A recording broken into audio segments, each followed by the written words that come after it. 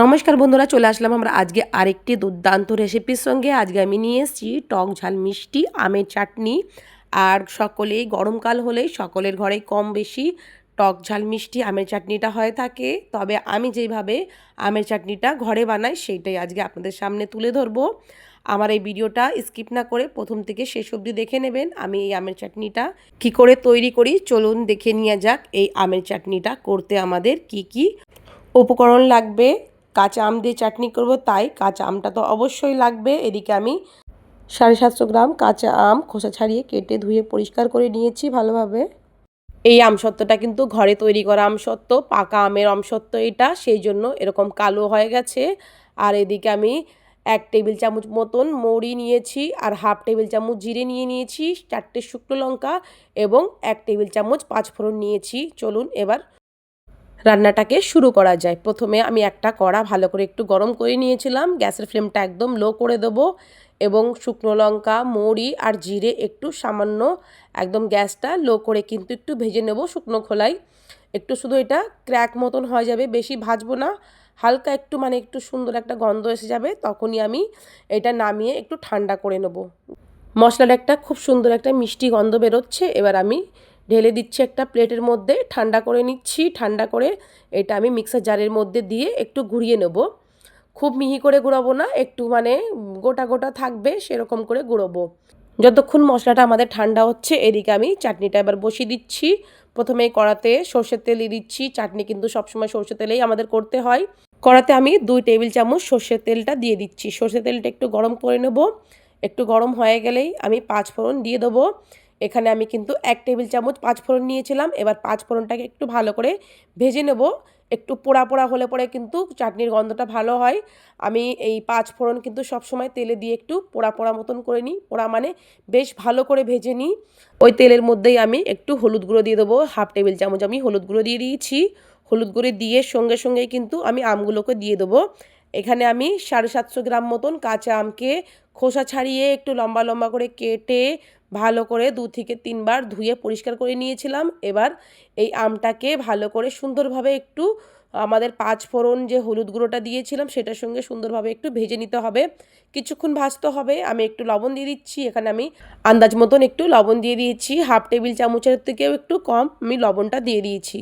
এবার আমি গ্যাসের ফ্লেমটা একটু ফুল করে দেবো। ফুল করে দিয়ে এটাকে বেশি না 5 মিনিট মতন একটু ভালো করে নেড়ে নেব। খুব ভাজতে লাগে না, যেহেতু আমরা জল দেব আর চাটনি তো ভাজার দরকার হয় না, জল দিলেই আমাদের চাটনিটা কিন্তু গলে যায়। আমি একটু ভালো করে শুধু নেড়ে নেব, গ্যাসের ফ্লেমটা জোর করে আমি 5 মিনিট মতন একটু ভালো করে নেড়ে নেব। তারপরেই এর মধ্যে জলটা দেব। একটু শুধু হালকা ভাজবো আমি, বেশি না, 2 থেকে 3 মিনিট বা 5 মিনিট মতন ভেজে নেবো। এদিকে দেখুন মশলাটা একদম খুব ভালো করে গুঁড়োই নিই আমি, একটু দানা দানা রয়েছে, এই রকম করেই মশলাটা আপনারাও গুঁড়িয়ে নেবেন। আর এদিকে দেখুন আমি আমটাকে ভেজে নিয়েছি। প্রথমে গ্যাসের ফ্লেমটা আমি ফুলে রেখেছিলাম, তারপরে কিন্তু মাঝখানে আমি মিডিয়াম করে দিয়েছিলাম। মিডিয়াম করে আমি মোটামুটি 5 মিনিট ধরে একটু ভালো করে নেড়ে নিয়েছিলাম, ভাজা ভাজা মতন করে নিয়েছিলাম। এবার আমি আন্দাজ মতন এর মধ্যে জল দিয়ে দেবো। 750 আমের মধ্যে আমি 1 গ্লাস 200 ml মতন জল দিয়ে দিয়েছি। এবার আমটাকে ভালো করে মিশিয়ে নিচ্ছি খুন্তি দিয়ে।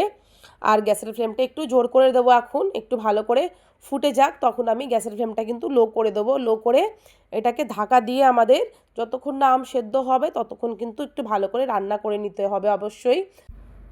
গ্যাসের ফ্লেমটা মিডিয়াম টু লো করে আমি এবার এটাকে ঢাকা দিয়ে রাখবো। ঢাকা দিয়ে আমি 5 মিনিটের জন্য এরকমই ছেড়ে দেবো। 5 থেকে 7 মিনিট পর ঢাকাটা খুলে দেখে নিতে হবে। আমাদের দেখুন আমগুলো কিন্তু মনে হচ্ছে সেদ্ধ হয়ে গেছে। সেদ্ধ হয়ে গেছে মোটামুটি আমগুলো। এবার গ্যাসের ফ্লেমটা আমি একদম লো করে দিচ্ছি। লো করে আমি এর মধ্যে সমস্ত মশলা আর যে আমরা আমসত্ত্ব রেখেছিলাম কেটে, আমসত্ত্বগুলোও দিয়ে দেবো। এটা কিন্তু ঘরে বানানো আমসত্ত্ব। আপনাদের কাছে আমসত্ত্ব থাকলে দেবেন, না থাকলে কোনোই অসুবিধে নেই। এই আমসত্ত্বটা দিলে পরে চাটনিটা বেশ একটু জেলি জেলি মতন হয়, কারণ এটা ঘরে পাকা আমের আমসত্ত্ব করা, সেই জন্য একটু জেলি মতন হয়ে যায়, তাই আমি আমসত্ত্বটা দিয়ে দিচ্ছি। আপনাদের কাছে যদি আমসত্ত্ব থাকে দেবেন, না দিলেও কোনো অসুবিধে নেই, এমনিতেও এই চাটনিটা বেশ ভালো লাগে। এবার আমি চিনি দিয়ে দিচ্ছি আন্দাজ মতন, যেহেতু এই আমসত্ত্বটা একদম পাকা আমের খুবই মিষ্টি আম, তাই আমি চিনিটা একটু কম দিচ্ছি। এখানে আমি কিন্তু 200 গ্রাম মতন চিনি দিয়ে দিয়েছি। আপনারাও আন্দাজ মতন যে যেমন মিষ্টি খাবেন সেই হিসাবে দিয়ে দেবেন, কারণ কেউ চাটনি একটু বেশি মিষ্টি খেতে ভালোবাসে, আবার কেউ কিন্তু একটু টক টক মতন থাকে সেটা ভালোবাসে। আমাদের ঘরে কিন্তু আমরা একটু চাটনিটা একটু মিষ্টি মিষ্টি খেতে বেশি ভালোবাসি, তাই আমি চিনির পরিমাপটা বেশি দিলাম। আপনারা চাইলে কিন্তু চিনির সঙ্গে গুড়ও মেশাতে পারেন, গুড় দিলেও কিন্তু বেশ সুন্দর লাগে চাটনি খেতে। আমি কিন্তু গুড় প্রায় দিয়ে থাকি, তবে গুড় দিয়ে একটু অন্যরকম করে করি। আর এইটা যেহেতু আমসত্ত্ব দিয়েছি সেই জন্য আমি আর গুড়টা দিলাম না। এবার আমি এটাকে সুন্দরভাবে কিন্তু জাল দিয়ে নেব। আমি আরও 5 মিনিট মতন জাল দিয়ে দিয়েছি।